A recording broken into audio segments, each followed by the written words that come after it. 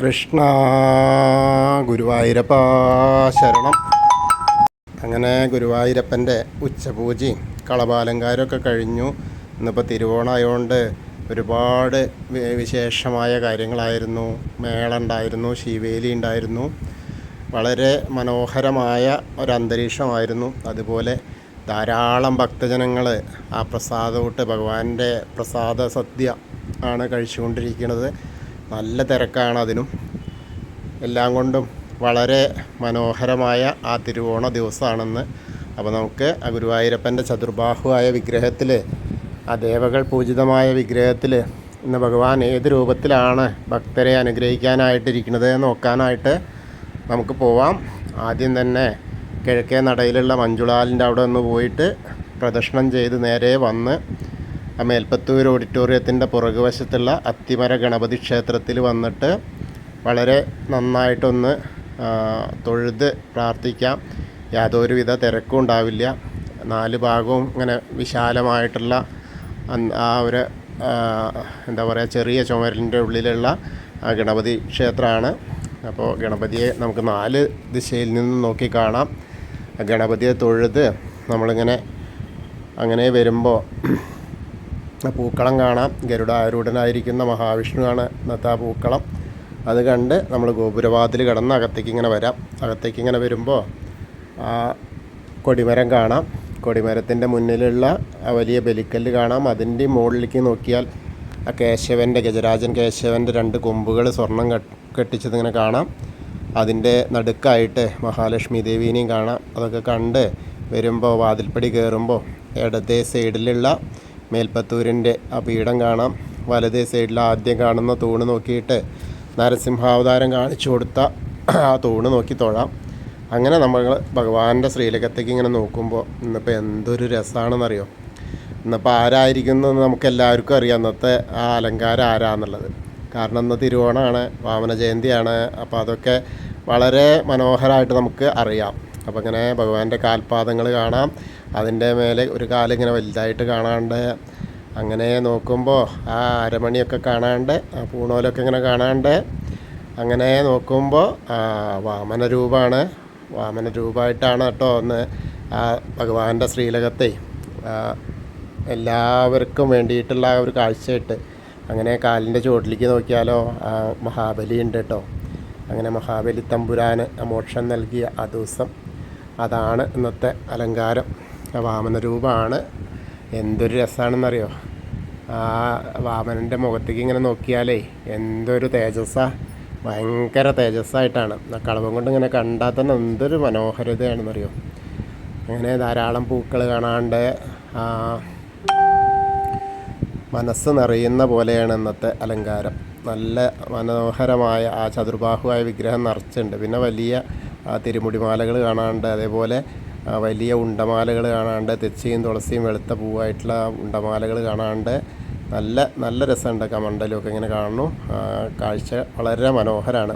അപ്പോൾ എല്ലാവരും ഭഗവാന്റെ ശ്രീലകത്തേക്ക് നോക്കിയിട്ട് ആ വാമനമൂർത്തിയെ കണ്ട് തൊഴുതോളൂ കേട്ടോ, പ്രാർത്ഥിച്ചോളൂ.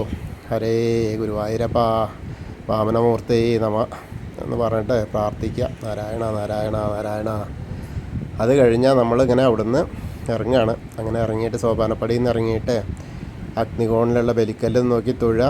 അതേപോലെ തിടപ്പള്ളി നോക്കി തൊഴാം. പിന്നെ തിരിഞ്ഞിങ്ങനെ നോക്കിയാൽ ആലിലക്കണ്ണനെ കാണാം.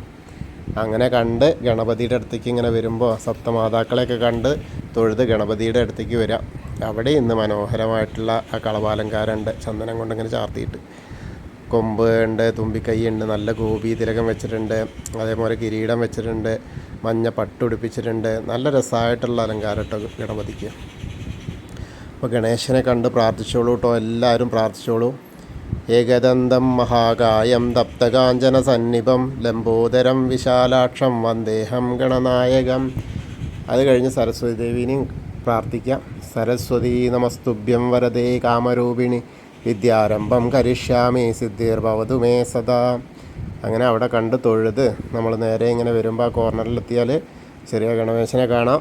പിന്നെ മത്സ്യം, കൂർമ്മം, വരാഹം, നരസിംഹം വരെയുള്ള രൂപങ്ങളൊക്കെ കണ്ട് തൊഴുത് ഇങ്ങനെ വരുമ്പോൾ ആ മേൽശാന്തിര അവിടെ നിന്ന് അർച്ചന പ്രസാദമൊക്കെ വാങ്ങാം. പിന്നീട് വാമന രൂപത്തേക്ക് തന്നെ കാണാം, അതും കണ്ട് തൊഴാം. പിന്നെ ഗജേന്ദ്രമോക്ഷത്തിൻ്റെ രൂപം കാണാം. പിന്നെ ഗരുഡൻ്റെ പുറത്തിരിക്കുന്ന മഹാവിഷ്ണുവിനെയും കണ്ട് തൊഴുത് നേരെ നമ്മൾ അനന്തപത്മനാഭസ്വാമീനെ കാണാനായിട്ട് ഇങ്ങനെ വരാം. അവിടെ വന്നാൽ അവിടെയും നല്ല രസമാണ്. കാൽക്കൽ വന്നിങ്ങനെ നോക്കിയാലേ വളരെ മനോഹരമായിട്ടുള്ള കാഴ്ച ഇങ്ങനെ കാണാം. ധാരാളം പൂക്കളുണ്ട്, വലിയ വലിയ മാലകൾ, ഉണ്ടമാലകൾ, തുളസി മാലകളൊക്കെ ഇങ്ങനെ മേലെ വിധാനമായിട്ട് ചാർത്തിയിട്ടുണ്ട്. അതൊക്കെ കണ്ട് ഇങ്ങനെ തൊഴുത് നമ്മൾ ശ്രീകോവിലിൻ്റെ പുറകുവശത്ത് വന്ന് സാഷ്ടാംഗം നമസ്കരിക്കുക. നമസ്കാരമൊക്കെ കഴിഞ്ഞ് വരുമ്പോൾ ബാക്കിയുള്ള ദശാവതാര വിഗ്രഹങ്ങളൊക്കെ കാണാം. അങ്ങനെ ആ കണ്ണൻ്റെ അവിടെയും ശ്രീരാമൻ്റെ അവിടെയൊക്കെ ഒന്ന് മാലകളുണ്ട് കേട്ടോ. കണ്ണൻ്റെ അവിടെ 3 മാലകളുണ്ട്, തുളസി മാല. അതേമാതിരി മുരുകനുണ്ട് വെളുത്ത മാല ചാർത്തിയിട്ട്. അതേപോലെ ഹനുമാൻ സ്വാമിയുടെ അടുത്തേക്ക് ഇങ്ങനെ വരിക. അവിടെ വന്നാലും കുങ്കുമം, അതേപോലെ മാലകൾ ധാരാളം ഉണ്ട്. തുളസി മാല ഉണ്ട്, അതേപോലെ വെറ്റിലമാല ഉണ്ട്, ഒക്കെ ചാർത്തിയിട്ടുണ്ട്. അപ്പോൾ നല്ല കാഴ്ചയാണ്. അപ്പോൾ എല്ലാവരും ഹനുമാൻ സ്വാമിയെ പ്രാർത്ഥിച്ചോളൂ കേട്ടോ.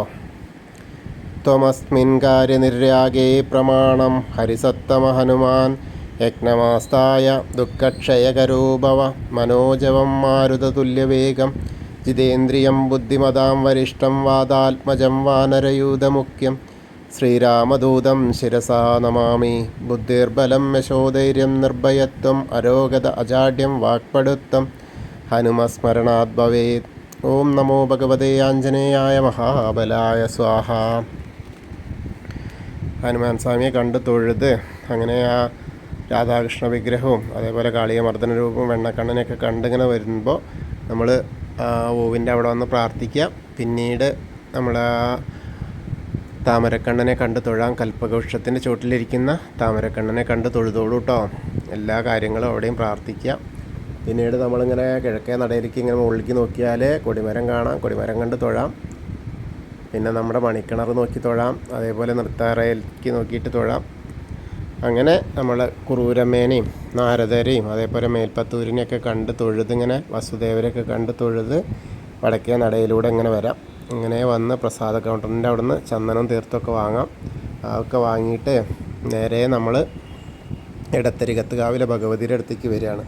ഭഗവതിയുടെ അവിടെയൊക്കെ വരുമ്പോൾ കുറച്ചൊക്കെ തിരക്കുണ്ട് കേട്ടോ. ഭഗവതി ഇന്നിങ്ങനെ അതീവ സുന്ദരിയായിട്ടാണ് കേട്ടോ. ചുവന്ന പട്ടെടുത്ത് അതിൻ്റെ മുകളിൽ ഇങ്ങനെ കസവുള്ള ഒരു ഓറഞ്ച് പോലത്തെ മിന്നിങ്ങുന്ന പട്ട് ഇങ്ങനെ എടുത്തിട്ടുണ്ട്. പിന്നെ മുകളിൽ നല്ല ചുവന്ന പട്ട് ധരിച്ചിട്ടുണ്ട്. നല്ലൊരു പാലക്ക മാല ചാർത്തിയിട്ടുണ്ട്. വലിയ വട്ട പൊട്ട് തൊട്ടിട്ടുണ്ട്.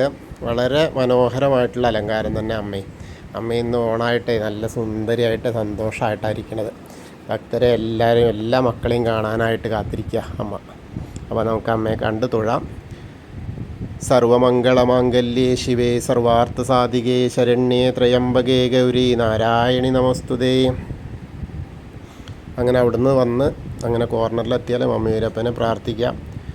നമശിവായ നമശിവായ നമശിവായ എന്നുള്ള പഞ്ചാക്ഷരി മന്ത്രം ജപിച്ച് മമ്മിയൂരപ്പനെ മനസ്സിൽ ഇങ്ങനെ പ്രാർത്ഥിച്ച് ഒന്ന് പ്രദക്ഷിണം ചെയ്തിട്ട് അവിടുന്ന് നമുക്കിങ്ങനെ പോരാം. അങ്ങനെ കൊടിമരത്തിൻ്റെ അവിടെ വന്നിട്ട് വീണ്ടും നമുക്ക് ആ വാമനമൂർത്തിയെ ഒന്നും കൂടി കാണാം. അങ്ങനെ നമസ്കരിച്ച് കൂത്തമ്പലത്തിൻ്റെ അവിടെ വന്നിട്ട് നമസ്കരിക്കാം. പിന്നെ അയ്യപ്പസ്വാമിയുടെ അടുത്തേക്ക് വരിക. അയ്യപ്പസ്വാമീനെ കണ്ട് തൊഴാം. അവിടെ ഇന്ന് അതിസുന്ദര തേജസ്സോട് കൂടിയിട്ടാണ് ഇരിക്കുന്നത് അയ്യപ്പസ്വാമി, ഭക്തരെ അനുഗ്രഹിക്കാനായിട്ട്. എല്ലാവർക്കും പൊന്നോണത്തിൻ്റെ ആ ഒരു എന്താ പറയുക, എല്ലാവരും ആശംസിക്കാനായിട്ടിരിക്കുകയാണ്. അപ്പോൾ അതെന്താണെന്ന് വെച്ചാൽ മുഖമൊക്കെ നന്നായിട്ടുള്ള അലങ്കാരമുണ്ട്. ചന്ദനം ഇങ്ങനെ ചാർത്തിയിട്ട് അതേപോലെ കിരീടമൊക്കെ വെച്ചിട്ടുണ്ട്. കരിനീല പട്ടുടുപ്പിച്ചിട്ടുണ്ട്. അതിൻ്റെ മുകളിലിങ്ങനെ ആ ഒരു ഗോൾഡൻ കളർ പട്ടിങ്ങനെ ഉണ്ട്. പിന്നെ ധാരാളം മാലകളുണ്ട്. വലിയൊരു സ്വർണത്തിൻ്റെ മാലയുണ്ട്. അങ്ങനത്തെ അലങ്കാരമാണ്. അപ്പോൾ എല്ലാവരും കണ്ട് പ്രാർത്ഥിച്ചോളൂ കേട്ടോ. ഭൂതനാഥ സദാനന്ദ സർവഭൂതദയാപര രക്ഷ രക്ഷ മഹാബാഹു ശാസ്തേ സ്തുഭ്യം നമോ നമ.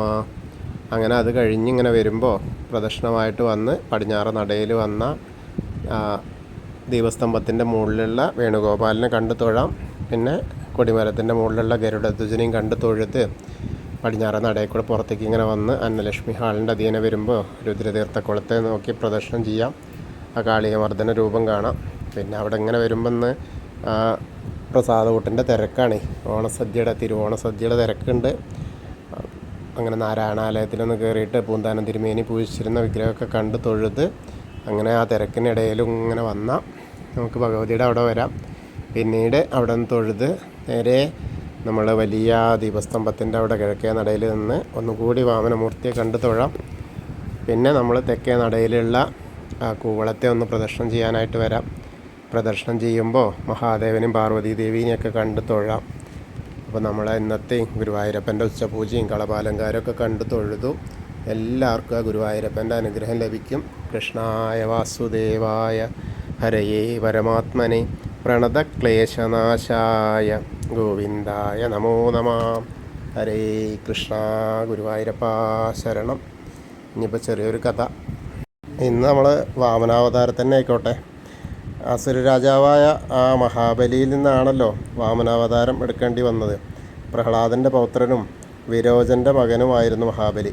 സമുദ്രം ഇളക്കിയതിന് ശേഷം ദേവന്മാർ അമർത്യരും ശക്തരുമായി തീർന്നിരുന്നു. ഇന്ദ്രൻ്റെ സൈന്യം ദൈത്യരായ ബാലിയെയും അദ്ദേഹത്തിൻ്റെ അസുരന്മാരൊക്കെ ദൈത്യരുടെയൊക്കെ പരാജയപ്പെടുത്തി സൈന്യത്തേക്ക്. അങ്ങനെ ഒരു ദിവസം ബാലി ഋഷി അതായത് അദ്ദേഹത്തിൻ്റെ അവരുടെ അസുരഗുരുവായ ശുക്രാചാര്യരെ ഇങ്ങനെ കാണാൻ പോയി. ആചാര്യ, എൻ്റെ എല്ലാ ശക്തികളും രാജ്യവും തിരികെ നേടാനുള്ള ഒരു വഴി കാണിച്ചു തരണേ. അപ്പോൾ ബാലിയുടെ വാക്കുകൾ കേട്ട് ആചാര്യൻ മറുപടി പറഞ്ഞു, നിങ്ങളുടെ എല്ലാ ശക്തികളും തിരികെ ലഭിക്കാൻ മഹാഭിഷേക യാഗം നടത്തണമെന്ന്.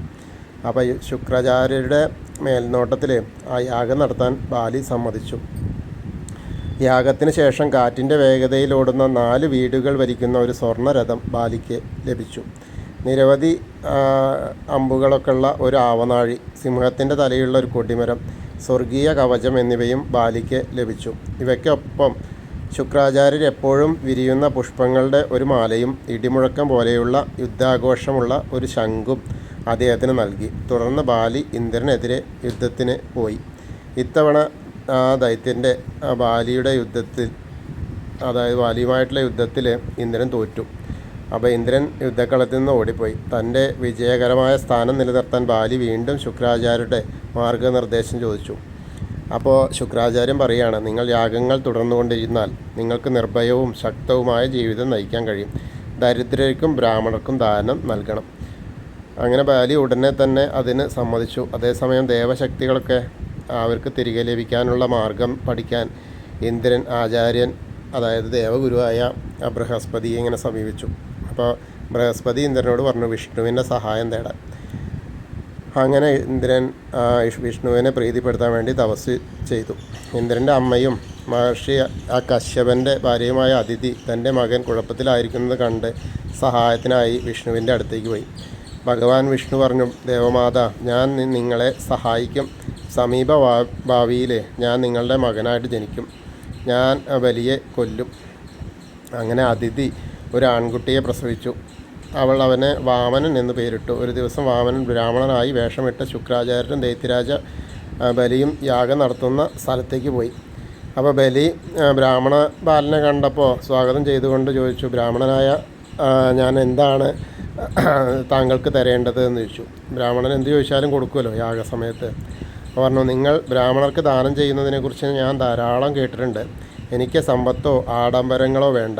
എനിക്ക് ഒരു 3 ചുവട് മാത്രം മണ്ണ് മതി എന്ന് പറഞ്ഞു. അപ്പോൾ ബ്രാഹ്മണൻ്റെ ഇത്രയും ചെറിയൊരു അപേക്ഷയല്ലേ ഉള്ളൂ. എല്ലാവരും ചിരിച്ചു, ഇതെന്തായി ബാലൻ ഇത്ര പൊട്ടനാണോ എന്നൊക്കെ. പക്ഷേ അപ്പോൾ ആ അപേക്ഷയൊക്കെ എന്തായാലും ചോദിച്ചതല്ലേ. മഹാബലി ശരി അത് തരാമെന്ന് പറഞ്ഞു, അളന്നെടുത്തോളാൻ പറഞ്ഞു.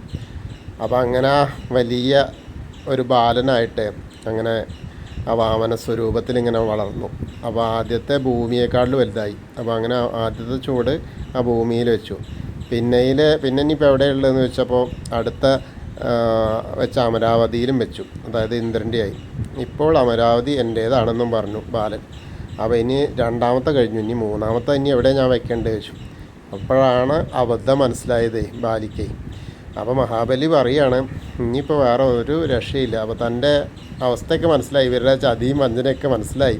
എന്തിനു വേണ്ടിയിട്ടാണ് അപ്പോൾ മഹാവിഷ്ണു വന്നതെന്നും തനിക്ക് മോക്ഷം നൽകാനാണെന്നൊക്കെ ആ മഹാബലിക്ക് അങ്ങനെ മനസ്സിലായി. അപ്പോൾ ഭൂമിയും സ്വർഗവും വാമനൻ്റെ ആയി. ഇനി ഒരു സ്ഥലവും ബാക്കിയില്ല. അപ്പോൾ ശുക്രാചാര്യൻ ബലിക്ക് മുന്നറിയിപ്പ്, ശ്രദ്ധിക്കൂ ബലി, ഈ ബ്രാഹ്മണൻ ഒരു സാധാരണ ആൺകുട്ടിയല്ല, എനിക്ക് ഉറപ്പാണ്. ഇത് വാമനനാണ്, വിഷ്ണു തന്നെയാണ്. 3ാമത്തെ ചൂട് വയ്ക്കാൻ അവനെ അനുവദിക്കരുത്, അല്ലെങ്കിൽ നിങ്ങളുടെ പക്കലുള്ളതെല്ലാം നഷ്ടപ്പെടും. ബലി പറഞ്ഞു, ആചാര്യ, ഞാൻ അദ്ദേഹത്തിന് വാക്ക് നൽകിയിട്ടുണ്ട്, എനിക്ക് അതിൽ നിന്ന് പിന്മാറാൻ കഴിയില്ല. അങ്ങനെ സ്വന്തം തല താഴ്ത്തി കൊടുക്കുകയാണ്. അങ്ങനെയാണല്ലോ ചവിട്ടിയിട്ട് പാതാളത്തിലേക്ക് പോയത്. അപ്പോൾ ഏറ്റവും നല്ലൊരു കഥ ആണ് മഹാബലിയുടെ കഥ, വാമനൻ്റെ കഥ.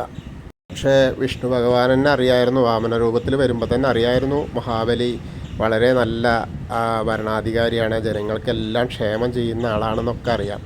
പക്ഷേ ഇങ്ങനെ ഈ സ്വർഗ്ഗലോകം പോവുക എന്ന് പറഞ്ഞപ്പോൾ അതൊരു വിഷമല്ലേ. അപ്പോൾ അതിൻ്റെ ഒരു ഇതിലാണ് ഇപ്പോൾ ഇതൊക്കെ ഉണ്ടായത്. പിന്നെ ഓരോ അവതാരങ്ങളും എടുക്കേണ്ടതുണ്ടല്ലോ. അങ്ങനെ അത് അറിഞ്ഞ കാരണം മോക്ഷം നൽകിയ സമയത്ത് മഹാബലി പറയുകയാണ്, എനിക്ക് എൻ്റെ പ്രജകളെ കാണാൻ വരാൻ പറ്റുമോ, അതാണ് ഒരു വിഷമമുള്ളതെന്ന് പറഞ്ഞപ്പോൾ, ഒരു കാര്യം ചെയ്യാം, ഒരു വർഷത്തിലൊരിക്കലേ തിരുവോണം നാളിൽ ആ പ്രജകളെ കാണാനായിട്ട് വന്നോളൂ എന്ന്. അങ്ങനെയാണ് മഹാബലി വരുന്നതായിട്ടും നമ്മൾ തിരുവോണം ആഘോഷിക്കുന്നതും. അപ്പോൾ വാമന ജയന്തിയും ഇതൊക്കെ ഒരു ദിവസം തന്നെയാണ്. എല്ലാവർക്കും ഗുരുവായൂരപ്പൻ്റെ അനുഗ്രഹം ലഭിക്കട്ടെ. ഹരേ കൃഷ്ണ. ഗുരുവായൂരപ്പാ ശരണം.